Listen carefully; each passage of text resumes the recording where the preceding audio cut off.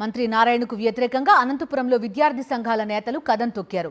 నారాయణ విద్యా సంస్థలో విద్యార్థుల ఆత్మహత్యలను నివారించాలని డిమాండ్ చేస్తూ ఆందోళనకు దిగారు. క్లాక్ టవర్ వద్ద నారాయణ దిష్టిబొమ్మను తగులబెట్టేందుకు ప్రయత్నించగా పోలీసులు అడ్డుకున్నారు. దీంతో నారాయణ దిష్టిబొమ్మను చెప్పులతో కొట్టి నిరసన తెలిపారు.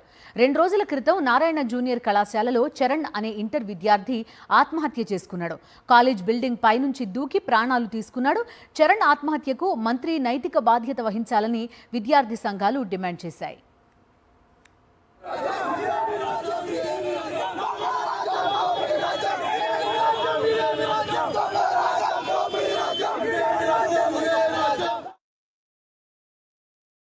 టవర్ క్లాక్ దగ్గరికి ఆయన దిష్టిబొమ్మను తీసుకొస్తే పోలీస్ యంత్రాంగం దిష్టిబొమ్మను దహనం చేయడానికి అడ్డుకొని దిష్టిబొమ్మ కాల్చనివ్వలేదు. కానీ ఒకవైపు నారాయణ కళాశాలలో ఒక విద్యార్థి ప్రాణం కోల్పోతే ఆ ప్రాణానికి సంబంధించిన కేసు నమోదు చేయలేదు.